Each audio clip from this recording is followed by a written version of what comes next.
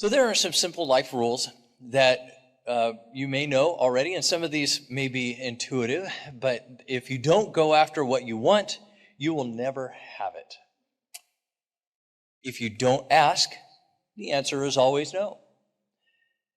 And if you don't step forward, you will always be in the same place. Now, these are principles that are pertinent for any legislative advocacy, because if we want things to just remain the same, then we really don't need to do any type of action. But the ability to partner together, the ability to dream up ideas, to be able to say, this could be done better and in a better way, are those abilities to dream further and to put some of these life rules not staying in place, but moving forward through action and ideas is where we really want to help take you today. So, the spark. Well, some of you may be aware of the circumstances in which there's a television program in which a group of television personalities were talking about nursing, and a particular Miss Colorado nurse who had a stethoscope, but really that it was more about the provider that she was working with, and that the nurse was in a position of lesser stature than the provider. And this really sparked a big outcry by nurses who recognize we are not just the hand persons of the providers. We actually are an incredible position and profession, and we have a lot of value within healthcare. As you have seen or perhaps know, nursing the nation back to health has been a mantra since the COVID pandemic. We are the backbone of what has helped our healthcare system and our patients trust us during this time of upheaval and turmoil. So what happened was a firestorm occurred, and people started getting on social media and started doing a lot of talking that said, hey, wait a second, that's what was said by a group of individuals on a particular television show was not right. And so social media lit up, essentially, because of this one particular incident. Now, what happened was then a movement occurred. It was an action. Something sparked. People recognized this isn't right, and then a movement occurred to be able to help say, show your stethoscope. Meaning, this is a symbol of I am a nurse, I am important, and what I do is independent of the value of just working with my colleagues or working with a provider. And so that's one of the things about having a legislative advocacy body like the AAACN legislative team is being able to find those sparks, find those fire and passion to be able to come together and say, let's do things differently as part of the process of what we do. We have a collective voice.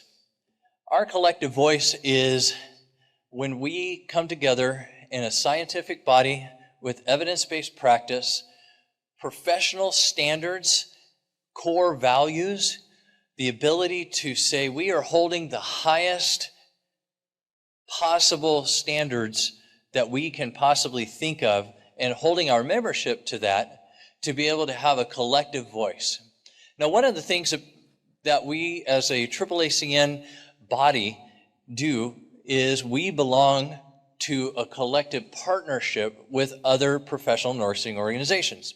So one of the partnerships that we belong to is the National Nurses Community Coalition, ncc.org, if you ever wanted to look that up, or the nursingcommunity.org, that's their website. We belong to NCC, and it's a group of 52 or more nursing professional organizations. And we are a silver member of that organization, and we pay into this collective. But what the benefit is that having a higher level of membership, we have the ability to have more access to at monthly meetings and board meetings. We have the ability to say, hey, ambulatory care nursing issues matter, and these are the things that we would like this nursing community to think about, and please help us do work with advocacy. By being a part of the Nursing Community Coalition, we are also able to join other nursing professional organizations and come together with ideas. Some of the major ideas and themes that we have been working on over the last several years has been related to the COVID pandemic and being able to make sure we have proper funding for PPE, as well as proper funding for nursing Title VIII nurse funding. We've also been working very hard on advocacy through the coalition on workplace violence legislation.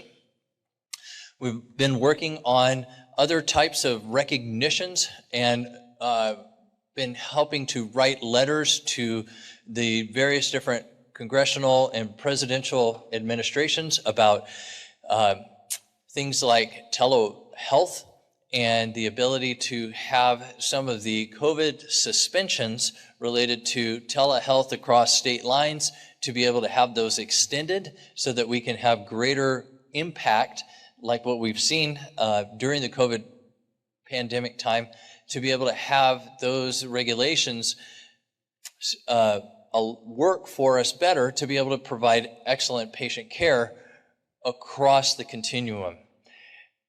Being a part of a collection of voices has significant power to be able to influence in a positive way. When we have, and I think it's on the next slide here.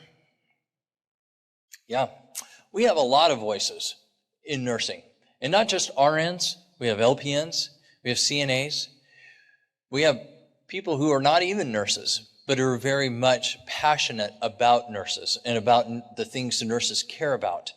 And so being able to have our collective voice be the largest healthcare profession, we need to get our voices out.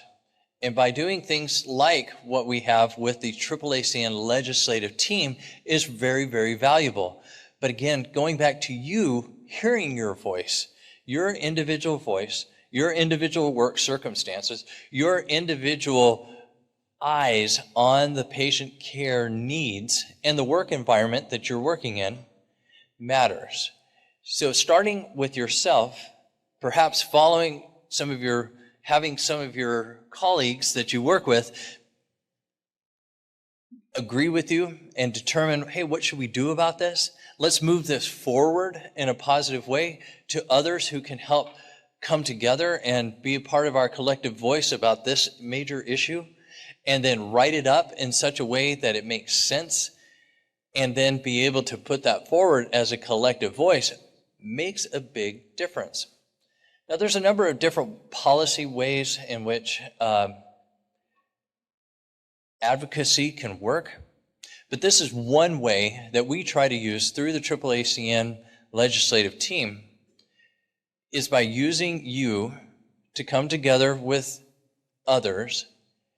As we get together, others become us, and then we move forward in our collective ideas to make things better for our patients.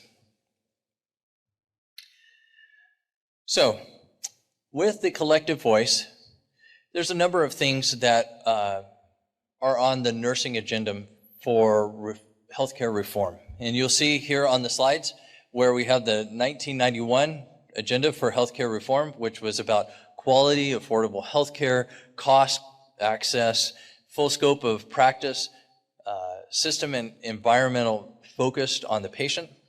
And then in 2010, nurses had a big impact in that movement which occurred for the Affordable Care Act, in which quality, affordable healthcare, cost, access, scope of practice was part of that, as well as the prevention, community-based care, chronic disease management. Nurses have had some impacts, but we definitely can do more. So some of these statements you may or may not necessarily agree with, and that's one of the great things about legislative process, is that we can bring different ideas to the table, to the forefront, and be able to help people at least be heard.